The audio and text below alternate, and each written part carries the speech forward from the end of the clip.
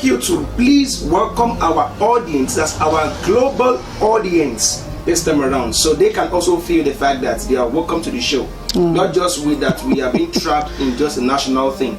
Okay. So please readdress the audience globally now. Yeah, you are very correct. If you are plugged in from Europe, we say welcome, depending on our time zone. It could be afternoon, it could be morning, it could be late night. So if you are plugged in Africa, we also welcome you, and we say you feel welcome. You could send your observations. You could also send your view, because you know the program is your view, and on your view we allow you to also have your own view, and we will take your view as it comes in and we respond to them. You could also criticize us. You know, that's the beauty of democracy. You are welcome.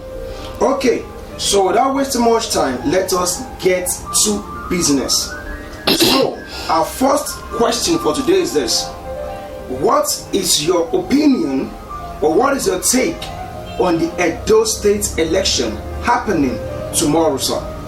Well, I think every other contestant or candidate, if you will, has been sidelined, and so to speak, leaving only the candidate of the PDP and that of the APC to steal the stage. You have the candidate of the incumbent governor, and whom, to a reasonable extent, the people of Edo State assume could get re-elected into the office. And you have Iheme, whom many have said, because of his coming in the party of the APC, is wielding federal strength, and others are saying that it's going to be an head-to-head election, so to speak, and you never can tell. Some have said that the magic that APC could pose another magic, you know, and when they say magic, well, I do not know what they mean by magic, you know, but I think quite frankly that whatever it is that they say is magic is best known to those who have said so, but as it unfolds tomorrow, we will fill everybody in. Okay, still based on that particular subject, we all know, according to what was said, that the so-called section of police who are designated for just tomorrow Edo State election is worth more than what anybody can ever imagine. Now the question is this: do you think it's proper to take almost all the whole police just for tomorrow's election alone and leave others unharmed? Because if we have all the police right at the polling unit, who else are going to protect the citizen who are out there? Well, I checked the statistics today, okay, about the police, and then the current numbers of Nigeria police force is around 300,000 or thereabouts. Without missing word, we can also look at the policemen who are being slain on daily basis, who are killed maybe during the course of their job, you know.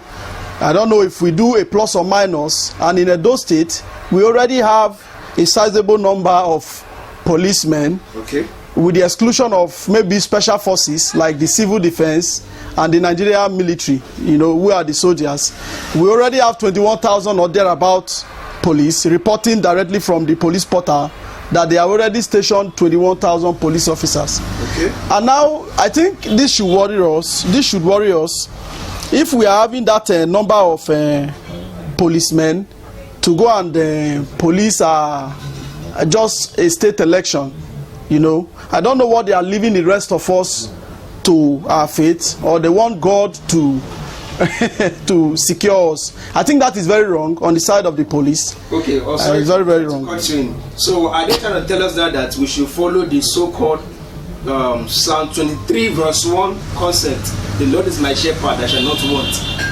Well, I honestly, I don't know. That's what I'm saying. I think the number of policemen that are sent to go police that election is too much. It's too much. Okay. So let's move to the next one. What is your take on the federal government's approval of new anti-corruption agency? Well, I think the leadership of the president, His Excellency Muhammadu Buhari, has been very funny. They create agencies on agencies. I think prelude to the commencement of this your view, you know, I have stated that the institution like NAFDAC, you understand me? Yeah. And it's not supposed to be different from the other SON, you know, Standard Organization of Nigeria. Okay. They are supposed to be bundled into one, and then thereby work together under one body. But what you have is that they create agencies on agencies, and the proper analysis for it is that what it simply means is so you can analyze it to mean that they are trying to use it to settle themselves and all that. There is no need to create any other agency. Their claim is that this agency will be saddled with the responsibility to manage and to aggregate all the recovered loot, so to speak, and channel it into different developmental projects. But I think that I would like to say that we really do not need and with the responsibility to recover loot. If they are saddled with the responsibility to recover loot, then the big question now to the government is, why do you then need to create a new agency that would also recover loot? These are conflicting agencies, you know. They will work in conflict, you know, because when EFCC recovers, they also have the right to keep this loot. And now Nigerians are even asking Buhari administration, where are the looted money? You understand? If you claim to have recovered so much, why do you need to still keep borrowing to fund projects? Why do you still need to keep borrowing to pay salaries? Why do you still need to keep borrowing and every now and then with little or nothing to show for it? I can't even say little to show for it. I can say there is absolutely nothing to show for it. Do you understand?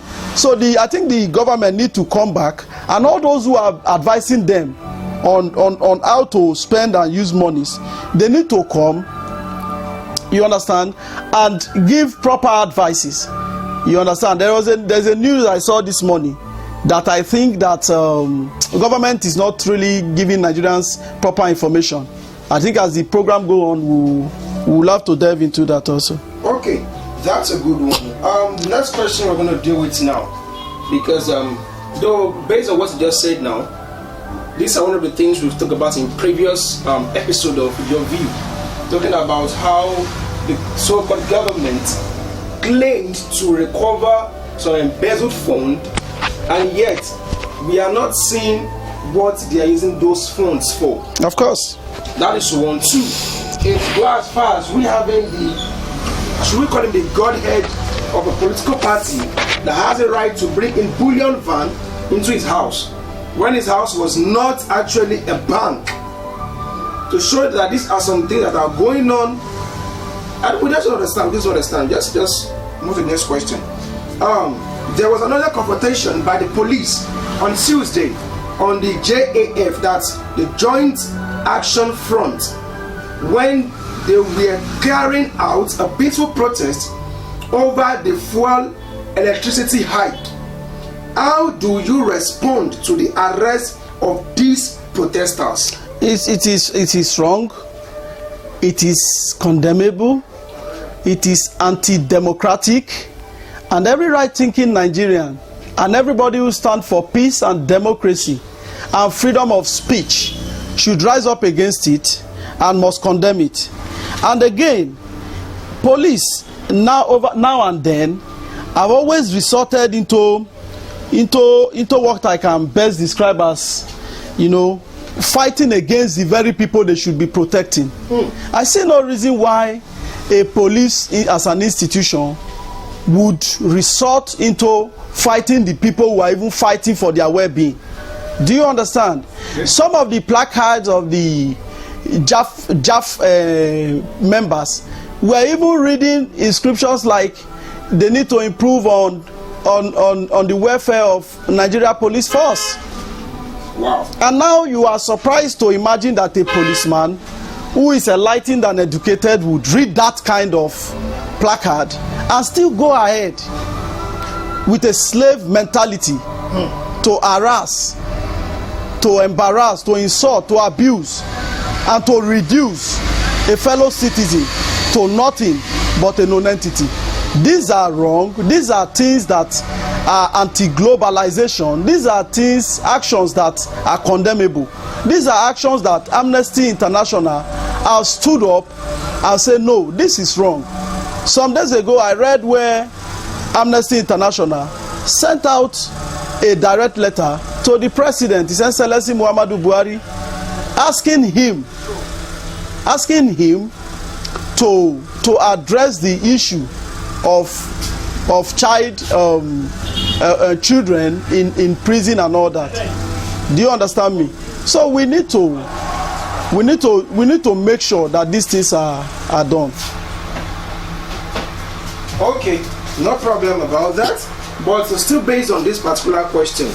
Now, if this JAF, who actually even have on their own opinion, their own vision, to even fight for the rights of even the police themselves, and yet this same police had the right to see, look over that and see how to go and arrest people who are protesting peacefully.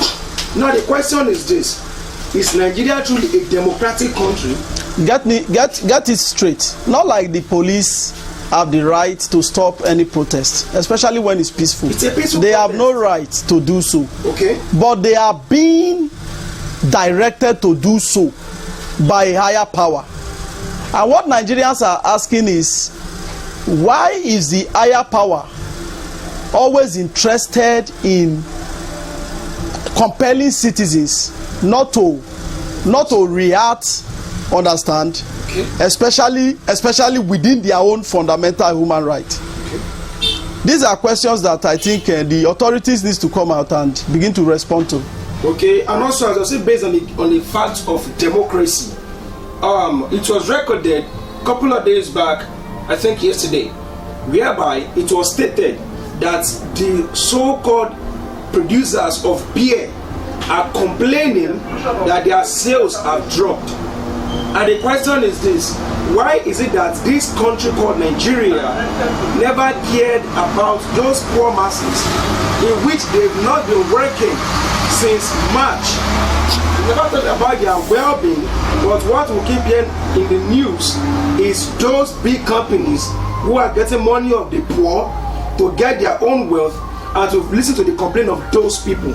The question is this: why is a democratic country like Nigeria not bothered about the poor masses, but focus more on those rich minority, those rich few, those rich elect? Why? It is very sad to imagine that at a time like this, institutions that are supposed to inform Nigerians would dissipate their energy discussing alcohol consumption. I would have loved to help them, give them the reason why they had a loss. You understand? If it were to be something reasonable that they were talking about. But looking at it from the angle that rather than waste their energy, you understand, talk about the joblessness of Nigerians. Okay. Rather than waste their energy, talk about improved healthcare in Nigeria. Okay. They are now wasting their energy to talk about a low turnout of alcoholic consumers. I think it's something beratable, and I think I berate whichever news platform that would come to give such information, because they understand. They should also understand that COVID could be one of the reasons why people, because they say in Pigeon Palace, now when you chop, you go feed drink ogogoro. Who never chop, no go drink ogogoro.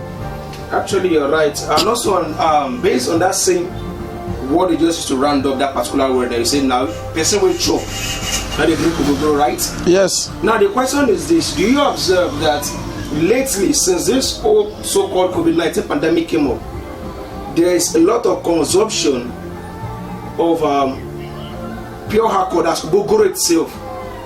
I mean, talking about the strong drinks, not talking about the beer right now. Because majority actually, I think, should I say that the trauma of them not getting cash, them not getting paid, and they need to fix some bills is making them to start thinking, to say that they now have to start taking alcohol to just calm down their overthinking. Well, I would like to advise that resorting to alcoholic consumption, especially in troubled times like this, is not the best. Okay. You understand? I would also advise that they should take it easy. You understand? In as much as sometimes it is easier said than done. It is easier for anybody to say people who are passing through difficult times should take it easy, you know, because they are not in the shoe. You understand? But then one cannot take their own life. When you don't make life, you have no right to take the life. Right. So it is better that you get back to your thinking table, look at your situation, juxtapose it side by side with others who are also passing through the same situation, who have decided to calm down, to soft pedal, to back pedal, to backtrace, you understand, and then look at better ways of cutting down on their expenditures. You know, if you are somebody who used to live in 3-bedroom, and with this kind of pandemic, and you have looked at it critically that you cannot carry on, rather than begin to have issues with your landlord or your landlady, as the case may be, I think it is better for you to look at a ways of cutting down on your apartment. Maybe you take a 2-bedroom. You could decide to take a 1-bedroom or a self-contained.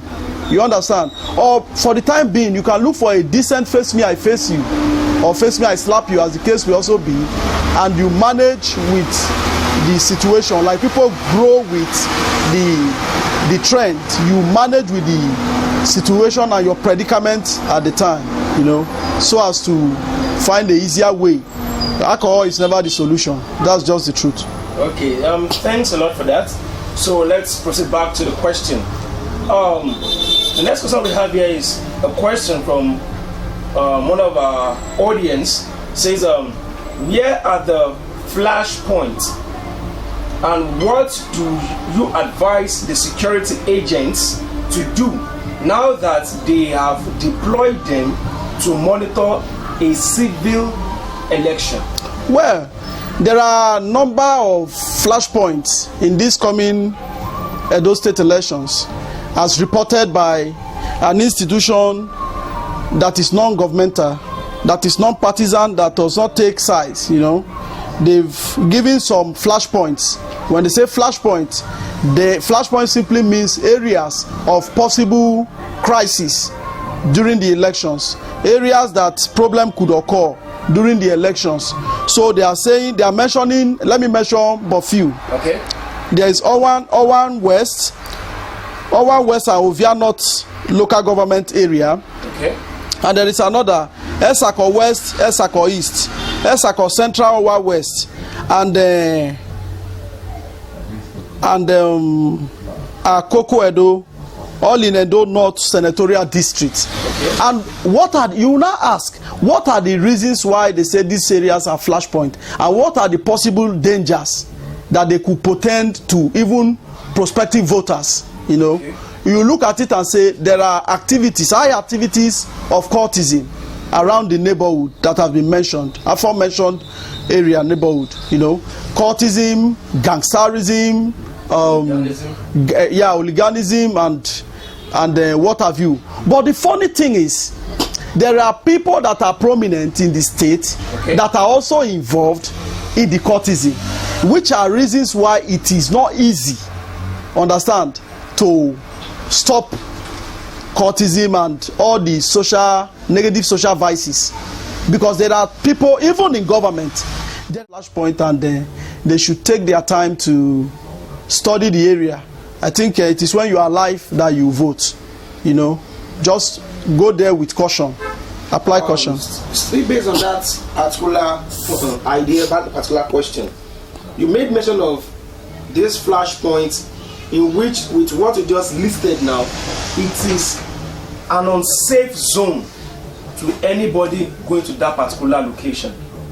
Now the question is this: do you think the police are capable of handling those flashpoints? Well, the police is an institution that are lawfully saddled with the responsibility to protect lives and property. But do you think they have their... What that means is, if they decide to be the police that they are created to be, you understand, without playing politics with the lives of voters, without playing politics with lives and properties of the people that they are saddled with the responsibility to protect, they will do their job.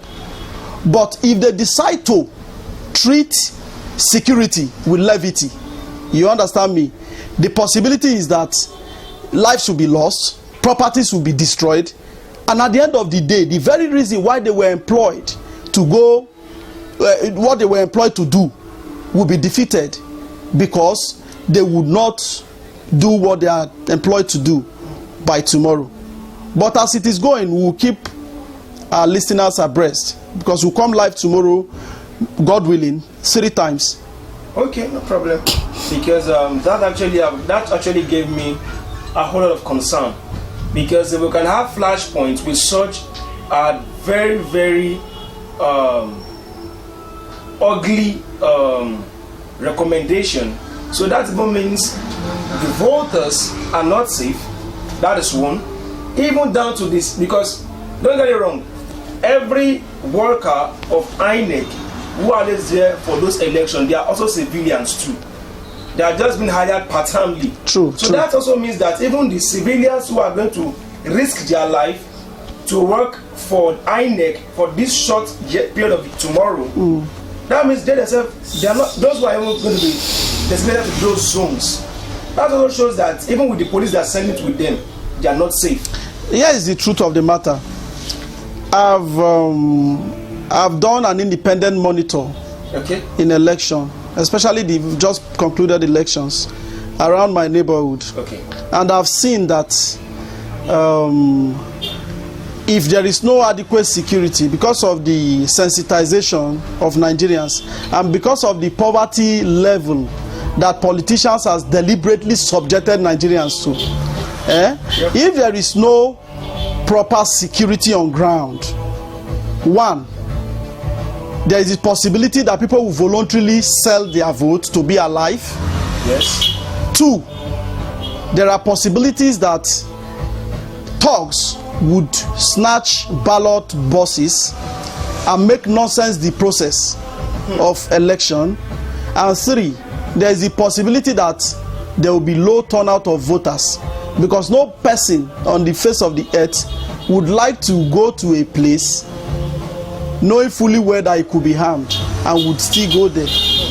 So these are reasons that I think as time goes on, I'm looking at in Nigeria where the president would accent the electoral bill that has been put on his table, so that people can truly vote electronically. What they are doing, they call it electronic, but it is not. It is manual voting. Sometimes the card readers don't work. Yeah, right. Then I'm looking at a situation where it is easy for a bank to give their customers ATM card in less than 30 minutes, and a country the size of Nigeria, with all its wealth, cannot provide electronic means of voting and transmitting results. I don't know if it worries anybody psychologically, but it does worry me, because it does seem like we don't have a nation. I think it is high time that if we want to do anything that is worth doing well. Right. You understand? And the resources are very much available. But because our politicians see politics as a do or die, because they see politics as an occupation. You understand? When I stop being politician, I stop getting money. That's why they could go any length to get election, to get votes.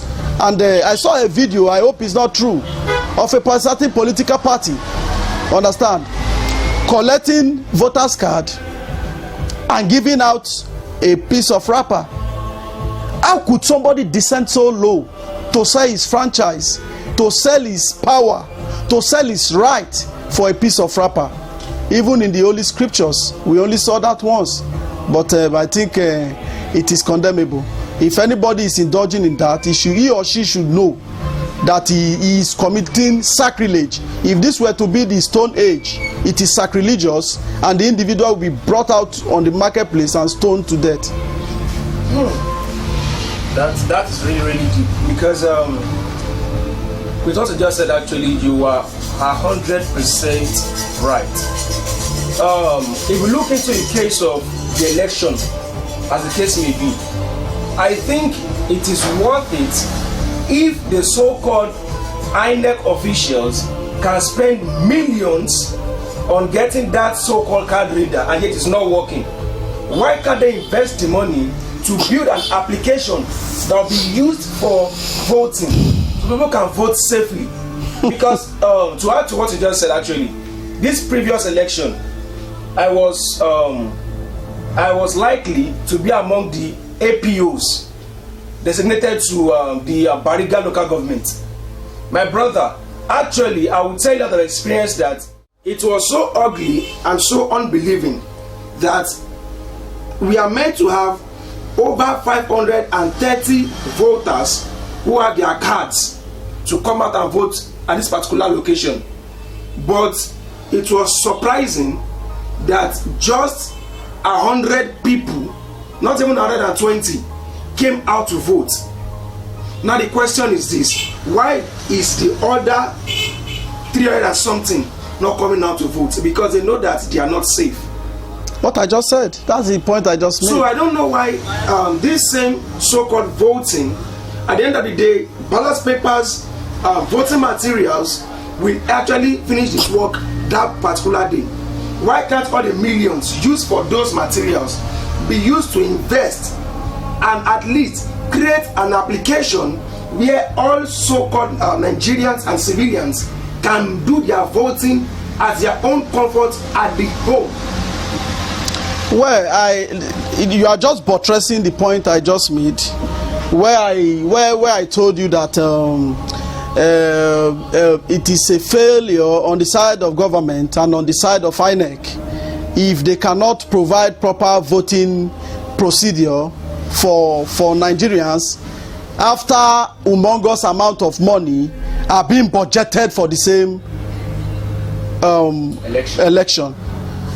It is a failure, and I think people should be answering questions on the reason why voters machine are not working. You understand? There is an expose, understand, that I got recently when I looked at the number of POS that are distributed across Nigeria, and they are all working simultaneously. They only develop electronical faults, but they don't develop transmission fault. Right. What that means is that if Nigerian government and politicians and INEC are ready to truly conduct election, they will do so. If not that they like pussyfooting, if not that they like cutting corners, if not that they give contract of supply of material sensitive for elections to their fellows, which means they are playing games with Nigerians. Right. And I think Nigerians should stand up and kick against it.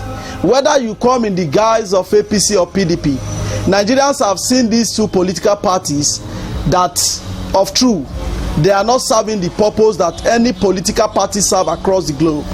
They have no ideology, they have no principle. These two political parties has held Nigeria to their jugular, and it is the right time that Nigeria will come and confront them and say, no, this is not the way to go. Over there in America, you have political parties, they have ideologies.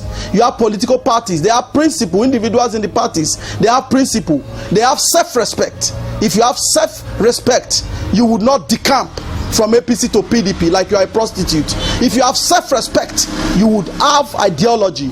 You will abide by your party ideology. If you have self-respect, you will respect yourself. But because they don't have any of these, that's why they keep playing with the minds of Nigerians. And Nigerians should stand up and say, no, I will not travel that road again. Actually, I agree, I concur I concur to what you just said right now, because during the same past election, something happened. While I was working as the ABO2 for Bariga LCDA, it was to my greatest surprise that some people came to the polling units with a different voter's card.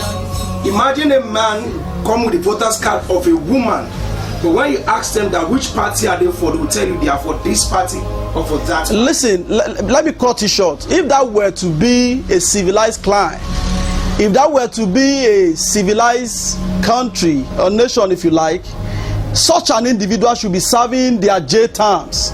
You understand? But because we are coming from a continent where things are not done the right way, because we are coming from a country where every nonsense is taking hook, line and sinker, that's why you have somebody whom you think is an adult, you understand me, whom you think is an adult would come to a polling unit with another person's voter's card.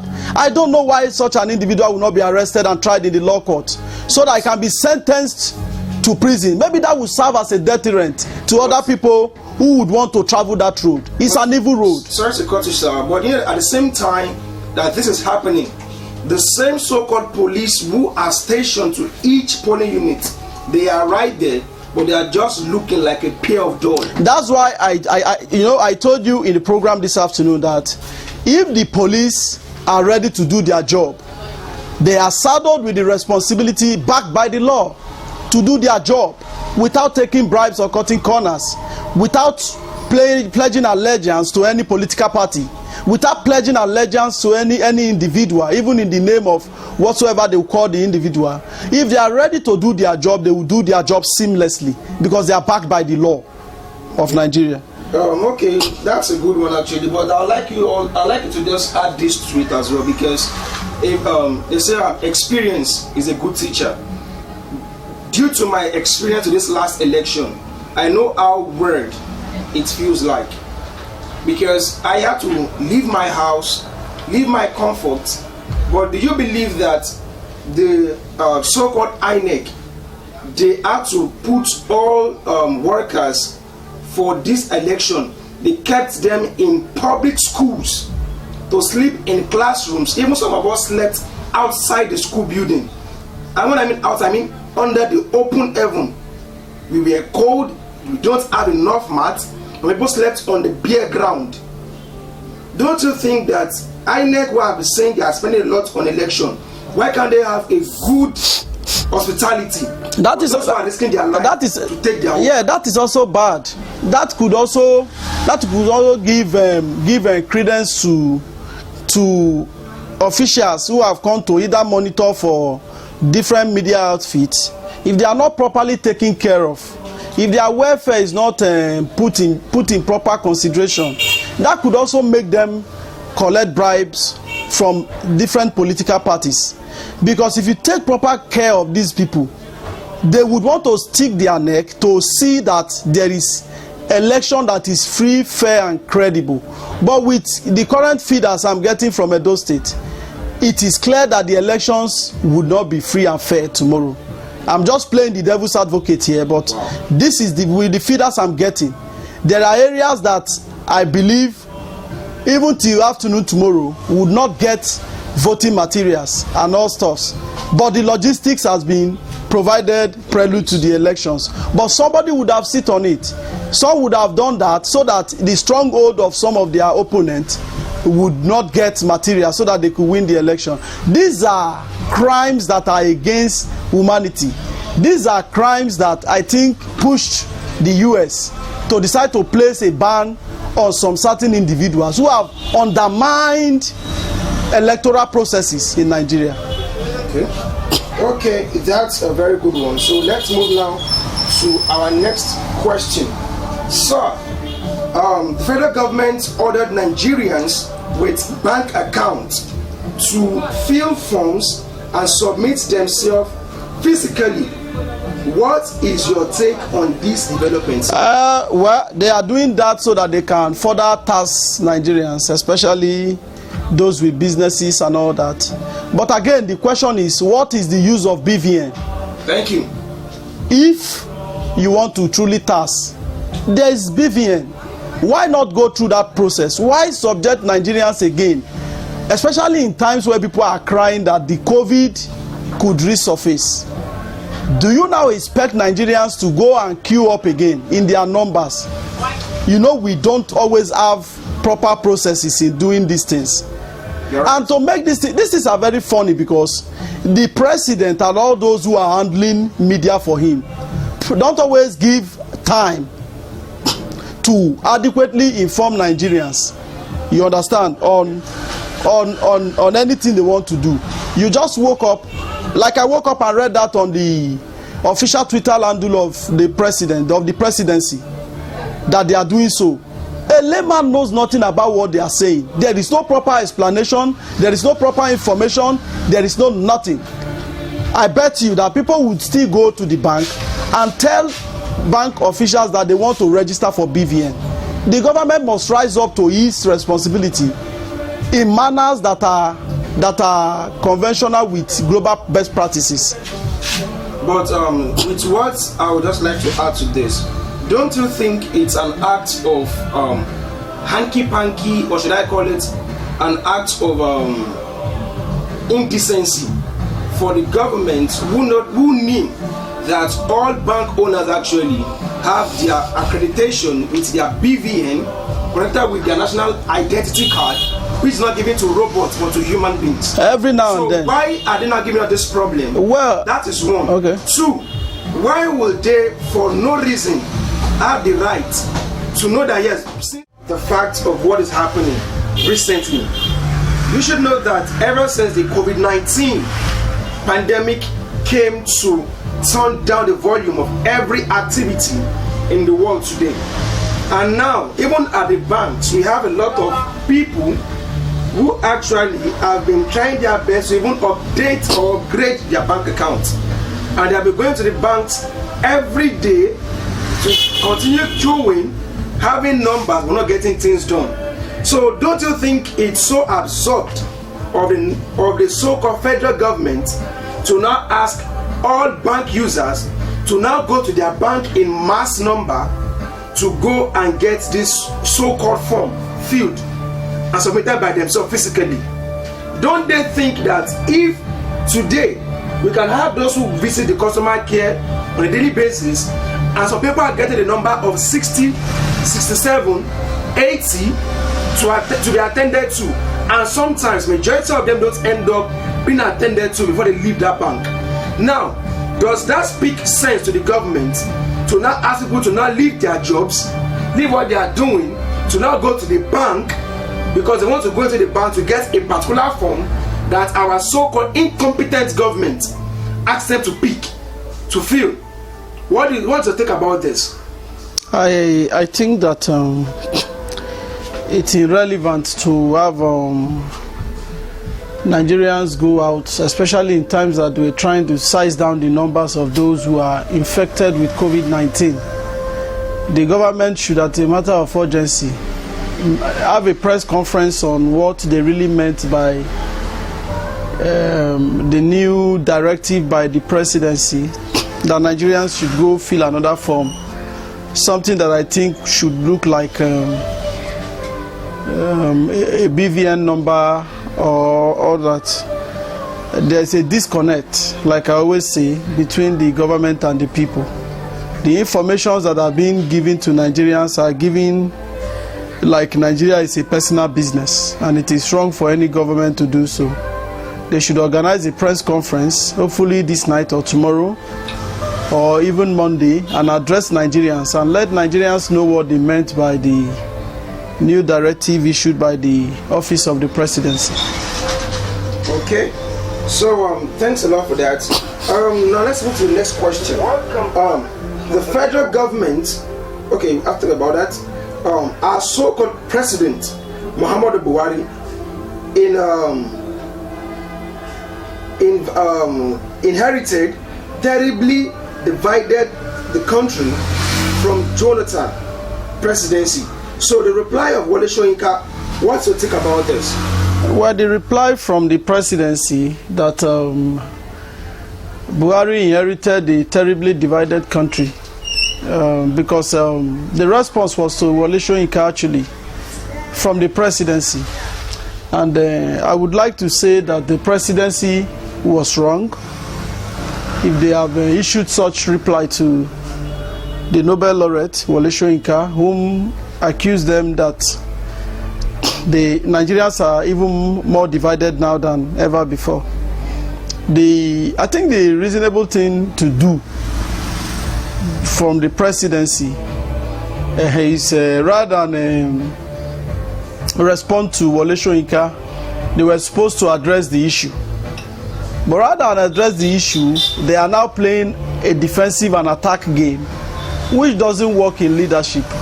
If you are called to lead, you are called to serve the people. You're right. Like I always say, if you are called to serve the people, you must serve the people with absolute humility.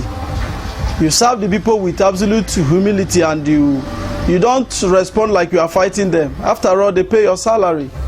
And when anybody pay your salary, he expects that you must address them in a manner that is globally acceptable. So I condemn the response from the presidency to Wole Soyinka. It's condemnable. Wole Soyinka is a citizen of Nigeria, right. A senior citizen at that, and he deserves the right to question the government, especially when he know and think they are going wrong. Like every other Nigerians would do, are also empowered to do. They have the right to do that too as well. Yeah. Okay, let's move to the next question. CBN approved 200 billion naira housing loan for 300,000 households at 5% per annum yearly. Now, what is your take on this news flash? Well, I've also gone through the reports, and I think that the way it is written on the paper is very good if it will transmit in real life, because they said it's for the vulnerable. The housing scheme is for the vulnerable in the society and the low income earners, you understand. But we already know how things are done in Nigeria. It is one thing to bring out these good and laudable projects to the public. It is another thing to deliver it to the public and to the vulnerable, like they have claimed they want to. We already know that along the line, there is no way that will become what they've written on paper. They've called it a low cost and all that, to the vulnerable and to the low income earners. But I know, and I know you know also, that it will never be a thing that will be reality, so to speak. Still on the same facts, don't you think it's another method on how to play some financial embezzlement game with Nigerians? Because I remember back then during the time of His Excellency, that's the ex-governor of Lagos State. I'm talking about in person of Barrister, what's his name? Fashola. His tenure. Remember that he had a particular housing scheme, and it's what we know. He said that this housing scheme will be for those who are less privileged. But truth be told, those houses were built. What the funny part is it is an apartment that even an average Nigerian cannot afford to pay. So how does that actually favor the citizens? That's what I'm saying. When they promise that's what I'm saying. The citizens have actually lost trust in the government of the day. So whatever project or scheme they are bringing out, the citizens always look at it as a scheme that they will use to favor their party members. Not even the low party members, the big chieftains, the big men in the party and all that. This is a very good scheme that was supposed to even provide job, because during the process of building the houses, it will provide jobs for Nigerians who work in the site and all that. You call them casual workers, you call them menial workers and all that.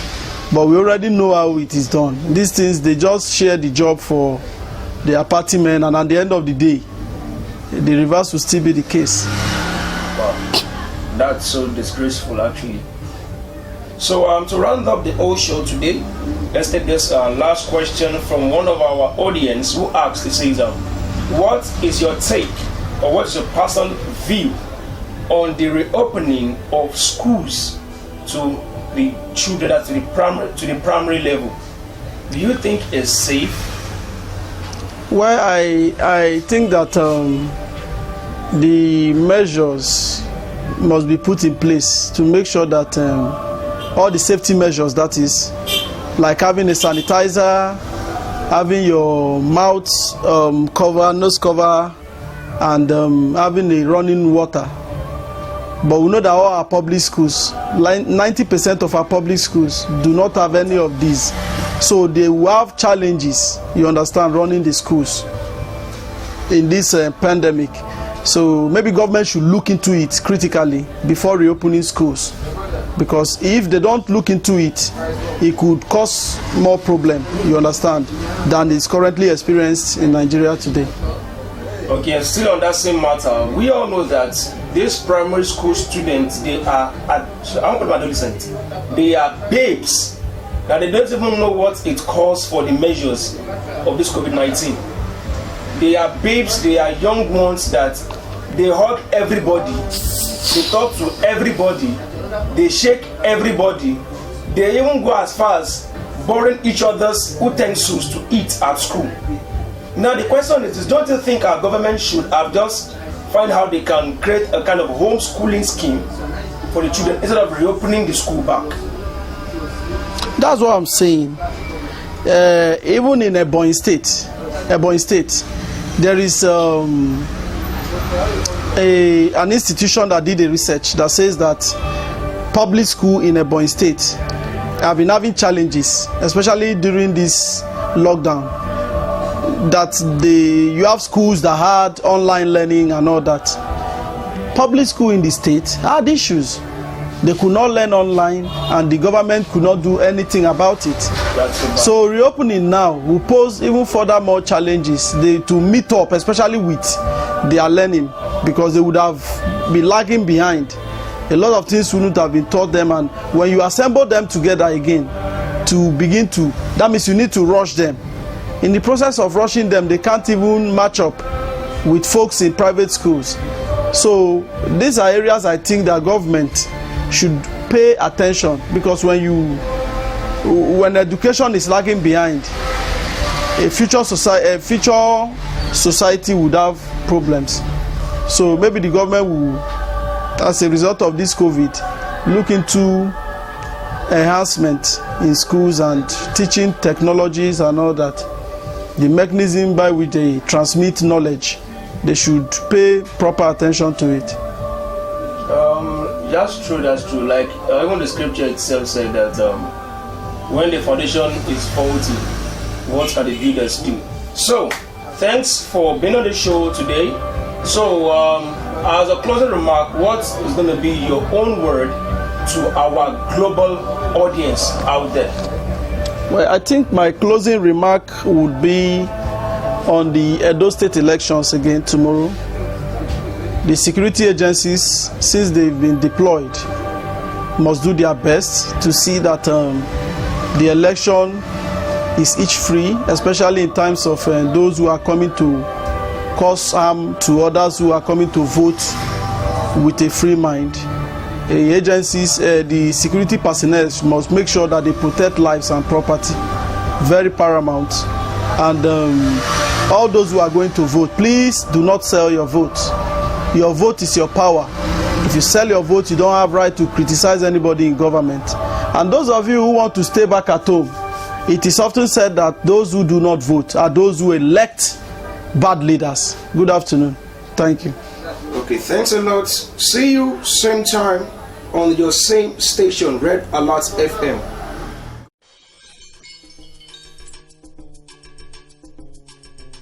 Red Alert FM. News as it breaks.